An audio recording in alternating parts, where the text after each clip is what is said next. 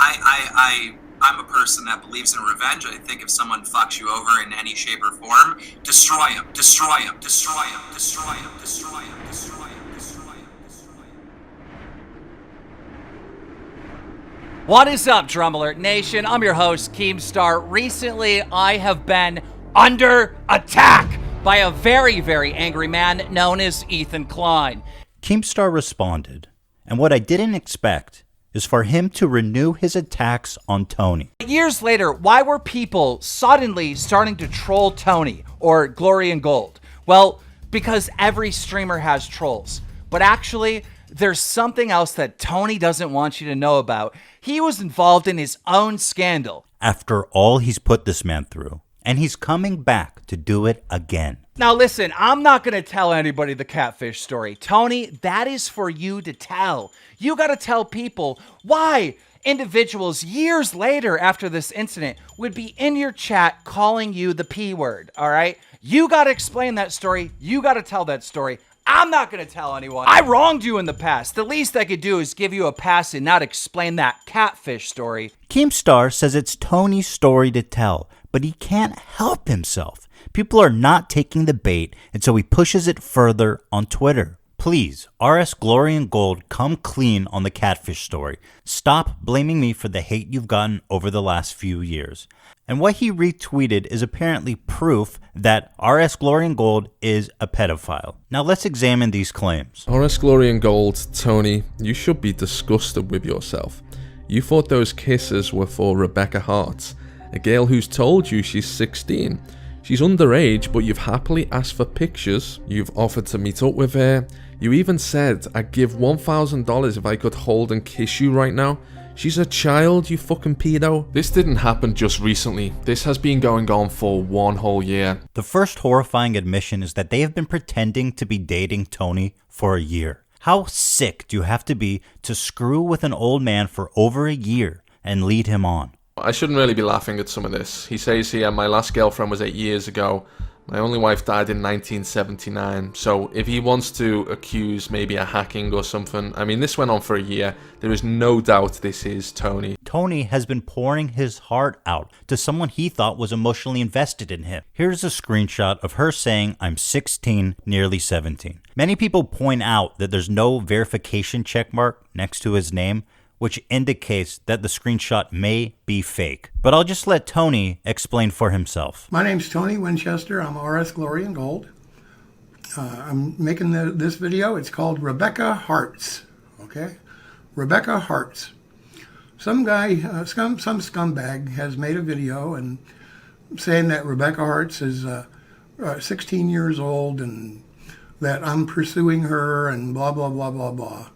So anyway, I'm making this video to set the record straight.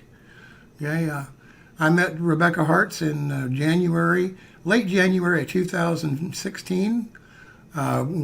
She said because of all the internet bullshit, she felt sorry for me and wanted to reach out to me. The internet bullshit she's referring to is, of course, this. We reported a story that this Massachusetts man, John Phillips, had sex with a teen that he married in an online game in RuneScape.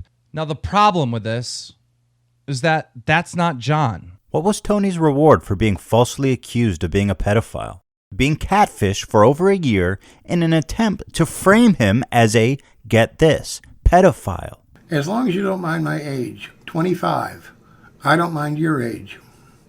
See, so right there, the girl says, as long as you don't mind my age, 25, I don't mind your age. Now, why is this so screwed up?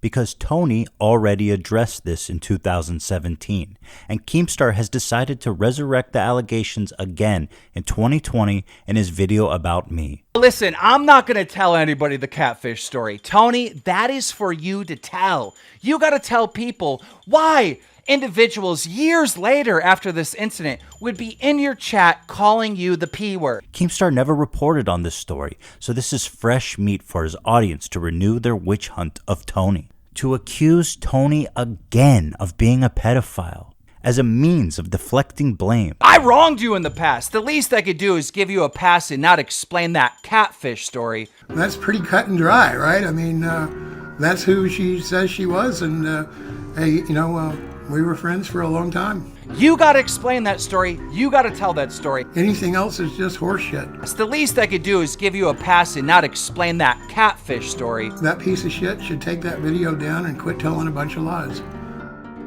Hey guys, I just wanted to put out this video just to clarify, right? Just to absolutely clarify. I am not here to say that the catfish story is real. I'm not here to say that Tony is guilty or innocent. I am simply, just like my video today, am here to say that there is this catfish story, that there are these accusations. Well, then why'd you put the goddamn video out? Hey, the tweet. You put it out because you knew a whole bunch of your little asshole buddies that watch you would come over and screw with me all day long, which they did. And that's exactly what you wanted to happen. Jesus Christ. You know, I thought you were in the news business. You're supposed to do the news. If you're going to do the news, then you should go check and find out if that story is really true or not. The truth is, you already know it's not true. You've known for a long time it's not true. You knew it wasn't true when Return of the Wilderness brought it to you more than 2 years ago. But this is just your way of trying to put a little smoke screen out to where you're the good guy and everybody else is the bad guy.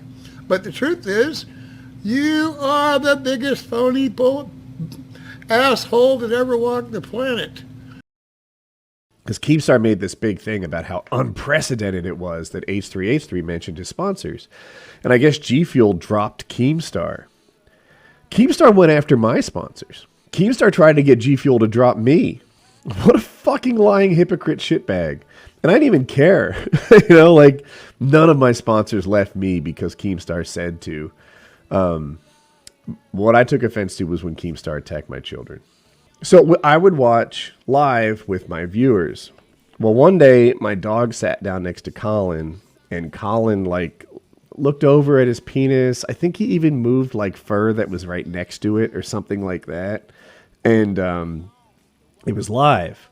So we took down the vlog and, you know, didn't like made it so no one could see it. But Keemstar got a hold of it. And Keemstar tweeted it out to like his 250,000, 500,000 Twitter followers 13 times over the weekend. Yeah, and he didn't just say like, look, Colin almost touched a dog penis. He said, look, Colin's jerking off a dog. And Colin is like 8 years old, special needs kid at this point.